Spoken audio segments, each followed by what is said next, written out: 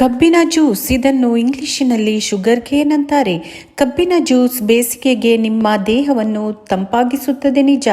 ಆದರೆ ನಿಮಗೆ ಈ ಆರೋಗ್ಯ ಸಮಸ್ಯೆಗಳೆಲ್ಲ ಇದ್ದರೆ ನೀವು ಕಬ್ಬಿನ ಜ್ಯೂಸನ್ನು ಕುಡಿಯಬಾರದು ಎನ್ನುವುದನ್ನು ಗಮನದಲ್ಲಿಟ್ಟುಕೊಳ್ಳಿ. ಈ ಸಮಸ್ಯೆ ಇರುವವರೆಲ್ಲ ಕಬ್ಬಿನ ಜ್ಯೂಸ್ ಕುಡಿಯಲೇಬಾರದು. ಬೇಸಿಗೆಯಲ್ಲಿ ದೇಹವನ್ನು ತಂಪಾಗಿಸಲು ಹೆಚ್ಚಿನವರು ಎಳನೀರು ಮತ್ತು ಕಬ್ಬಿನ ಜ್ಯೂಸ್ನ ಮೊರೆ ಹೋಗುತ್ತಾರೆ. ನೀವು ಗಮನಿಸಿರಬಹುದು, ಬೇಸಿಗೆಯಲ್ಲಿ ಹಲವು ಕಡೆಗಳಲ್ಲಿ ಕಬ್ಬಿನ ಜ್ಯೂಸನ್ನು ಮಾರಾಟ ಮಾಡುತ್ತಾರೆ. ಇದು ರುಚಿಕರವಾಗಿದ್ದು ಆರೋಗ್ಯಕ್ಕೂ ಒಳ್ಳೆಯದು. ಆದರೆ ಕೆಲವೊಂದು ಸಮಸ್ಯೆ ಇರುವವರು ಈ ಕಬ್ಬಿನ ಜ್ಯೂಸನ್ನು ಸೇವಿಸಬಾರದು ಎನ್ನಲಾಗುತ್ತದೆ. ಹಾಗಾದ್ರೆ ಯಾರೆಲ್ಲ ಕಬ್ಬಿನ ಜ್ಯೂಸ್ ಸೇವಿಸಬಾರದು ಎನ್ನುವುದನ್ನು ತಿಳಿಯೋಣ. ನಿದ್ರಾಹೀನತೆ. ಕಬ್ಬಿನ ರಸವು ಪಾಲಿಕೋಸನಲ್ ಅನ್ನು ಹೊಂದಿರುತ್ತದೆ. ಈ ಜ್ಯೂಸ್ ದೇಹದಲ್ಲಿ ಸಣ್ಣಪುಟ್ಟ ಆರೋಗ್ಯ ಸಮಸ್ಯೆಗಳನ್ನು ಉಂಟುಮಾಡಬಹುದು.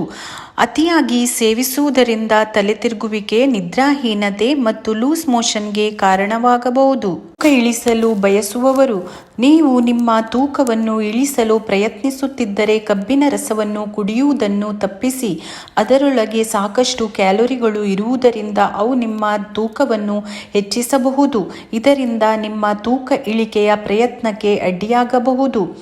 ಆಹಾರದ ಅಲರ್ಜಿ ಇರುವವರು, ಕೆಲವರಿಗೆ ಆಹಾರದ ಅಲರ್ಜಿ ಇರುತ್ತದೆ. ಫುಡ್ ಪಾಯ್ಸನಿಂಗ್ ಸಮಸ್ಯೆ ಇದ್ದರೂ ಅಥವಾ ಹೊಟ್ಟೆಗೆ ಸಂಬಂಧಿತ ಸಮಸ್ಯೆ ಇದ್ದರೂ ಕಬ್ಬಿನ ಜ್ಯೂಸನ್ನು ಸೇವಿಸುವುದನ್ನು ತಪ್ಪಿಸಬೇಕು. ಏಕೆಂದರೆ ಕಬ್ಬಿನ ರಸವನ್ನು ತಯಾರಿಸುವಾಗ ನೈರ್ಮಲ್ಯದ ಬಗ್ಗೆ ವಿಶೇಷ ಕಾಳಜಿ ವಹಿಸುವುದು ಅವಶ್ಯಕ. ಇಲ್ಲದಿದ್ದರೆ ಹೊಟ್ಟೆಯ ಸಮಸ್ಯೆಯು ಇನ್ನಷ್ಟು ಹೆಚ್ಚಾಗಬಹುದು. ಶೀತ ಮತ್ತು ಜ್ವರ. ಕಬ್ಬಿನ ಜ್ಯೂಸ್ನಿಂದ ವ್ಯಕ್ತಿಯು ಶೀತ ಮತ್ತು ಜ್ವರದ ಸಮಸ್ಯೆಯನ್ನು ಎದುರಿಸಬೇಕಾಗಬಹುದು. ಆದ್ದರಿಂದ ನಿಮಗೆ ಈಗಾಗಲೇ ಶೀತ ಮತ್ತು ಶೀತದ ಸಮಸ್ಯೆ ಇದ್ದರೆ ನೀವು ಕಬ್ಬಿನ ರಸವನ್ನು ಎಚ್ಚರಿಕೆಯಿಂದ ಸೇವಿಸಬೇಕು. ಸೈನಸ್ ಸಮಸ್ಯೆಯ ಸಮಯದಲ್ಲಿಯೂ ಸಹ ಕಬ್ಬಿನ ರಸವನ್ನು ಸೇವಿಸುವಾಗ ಎಚ್ಚರ ವಹಿಸಬೇಕು. ಇವಿಷ್ಟು ಸಮಸ್ಯೆಗಳು ನೀವು ಕಬ್ಬಿನ ಜ್ಯೂಸ್ನಿಂದ ಎದುರಿಸಬೇಕಾಗುತ್ತದೆ.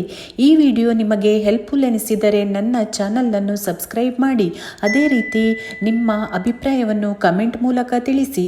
Thank you for watching.